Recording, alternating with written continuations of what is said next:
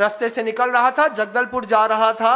रास्ते में बड़े बड़े पत्थर थे, पाषाण, उसमें लिखा था धर्मांतरण रोको, ईसाइयत से बचाओ, विरोधी संस्थाओं के नारे बस लिखे थे, लेकिन बचाने वाला कोई नहीं दिखा। बजट नहीं है, राम की बात करते हैं, हिंदू राष्ट्र बनाने की बात कर रहे हो, फोकसबाजी। अरे पहले धर्मांतरण रोकने की ताकत दिखाओ। वहां पर तुम्हारा लड़का पढ़ा लिखा होकर के दुबई जा रहा है, तुम यहां पर बाबागिरी कर रहे हो, तुम बोल रहे हो धर्मांतरण रोक लेंगे, खाक रोक लेंगे धर्मांतरण। हंसी आती है। 145 करोड़ का भारत हो गया है। ये 145-50 करोड़ के भारत के रहने वाले लोग, 150 करोड़ क्या कहलाता है आप मुझे बताओ? काहे में लगे हैं? तू तक तूतिया में। ये लोग बॉलीवुड देखने वाले लोग, सबसे अच्छी मूवी कौन सी आई भारत में सबसे पहले उनको पता है, लेकिन ओलंपिक में मेडल लेने की बात करोगे तो एक गोल्ड मेडल निकालने में 145 करोड़ को पसीना आ जाता है। जाकर के देखिएगा चीन को, इंग्लैंड को, जापान को, जर्मनी को, वहां पर 130-40 करोड़ की जनता चीन की है, 132 गोल्ड मेडल एक बार में उठाता है। क्या दिखाता है? नेशनलिटी किसको कहते हैं ये ओलंपिक के टाइम पे पता चलती है। रजत पदक मिल गया तो हमने तीर मार लिया, ओहो रजत पदक। चाइना में रजत पदक उठाते जैसे कोर्ट मार्शल कर देते हैं, तुम्हारे ऊपर इतना पैसा खर्चा किया था, तुम रजत पदक लेकर के आए। 100 गोल्ड मेडल, यहां पर एक रजत पदक में पूरे देश में हाहाकार बल्ले शल्ले हो जाती है। क्यों? लगे थे। अभी बॉलीवुड की मूवी देख के आए थे कबीर सिंह की, अब क्या खाग ओलंपिक लेकर के आएंगे? ऐसे ओलंपिक आता है, ये स्वतंत्रता दिवस मनाएंगे हम। वो पूरी की पूरी कौम चल रही थी, इधर की कौम दुबई जा रही थी, इधर से पूरे जितने भी अंदर से ऊंचे और ताकतवर लोग थे, ये ऊंचे और ताकतवर लोग भारत भ्रमण पे निकले हैं। सपने में आए मेरे, मैं देखता रहा। सपना क्या गजब की चीज होती है। सपने में ऐसा गजब का दिखता रहा, बापू गुरुदेव का संवाद दिखता रहा। जब बापू को गुरुदेव ने कहा, देखा है वो बीना बारा की गौशाला? नहीं देखी? बोले देखी नहीं महाराज। बोले चलिए दिखाते हैं आपको। और जब गुरुदेव बापू को बीना बारा की गौशाला ले जाकर के दिखाई, 140 एकड़ में गायों के गले में एक भी पट्टा नहीं बंधा, स्वतंत्र विचरण कर रही हैं, अच्छे से खुराक ले रही हैं, शुद्ध वातावरण में पनप रही हैं, नमोकार मंत्र का जाप कर रही हैं। बापू ने अपना डंडा वहीं पर फेंक दिया। बापू ने डंडा फेंका, गोबर का तसला उठाया और बोले गुरुदेव से, बापू थोड़ी देर आप सामायिक कर लीजिए, जब तक मैं गौ सेवा का लाभ ले लेता हूं। ये गौ सेवा का लाभ लेने के लिए बापू ने गाय की गौशाला में गोबर उठा करके अपने हाथ में उठाया, तो जितनी क्रांतिकारियों की फौज थी उन सारे की सारी फौज ने बापू तसला सिर पर रखते, इसके पहले बापू के हाथ से तसला लेकर के और गोबर फेंक करके गौ सेवा कर ली। आचार्य महाराज बैठे थे वहीं पर, लेकिन शांतिनाथ भगवान की कृपा थी।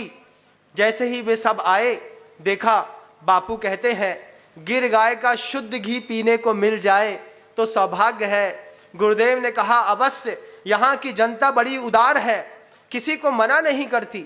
शांतिधारा गौशाला के अंदर आप अगर पहुंच जाएं, दूध वहां पर रखा है तो निःशुल्क आपको पीने की छूट दी जाती है। आप जितना पी सकते हैं, कोई दिक्कत की बात नहीं है। वहां के कर्मचारी भक्तों ने कहा, सौभाग्य है मेरा, हमने बापू और गुरुदेव एक साथ एक स्थान पर देख लिए। ऐसा सुंदर सपना देख रहा था। सपनों का भारत क्या गजब का भारत है, और हकीकत का भारत देखो तो ड्रग्स में डूबा हुआ भारत है।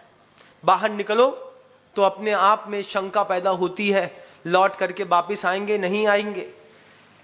बॉम्बे सूरत का रोड हाईवे ना होकर के खूनी रोड फेमस हो गया।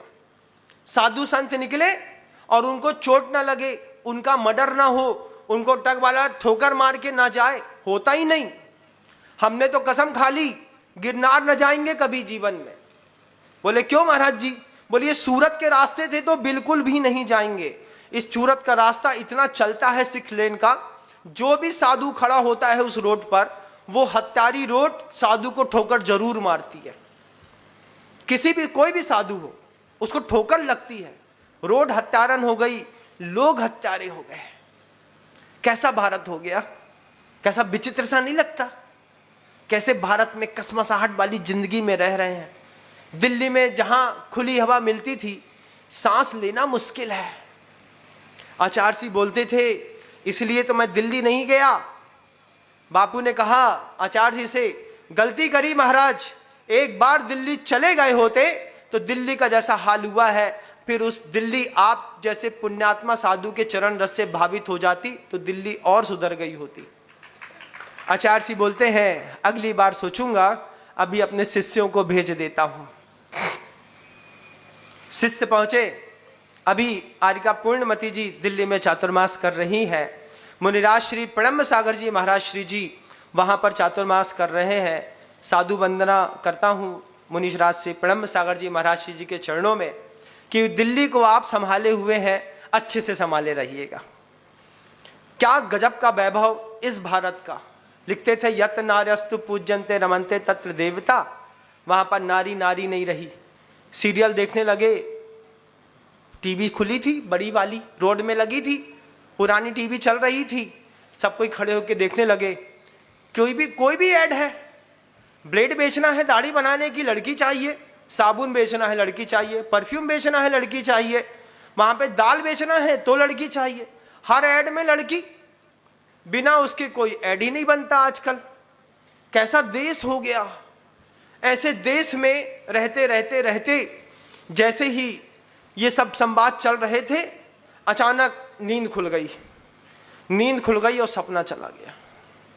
मैं सोच रहा था थोड़ा और कुछ दिखा देते बापू, तो बापू और गुरुदेव ने कहा, आज की रात सोना, कल सुबह एक नया सपना फिर दिखाऊंगा।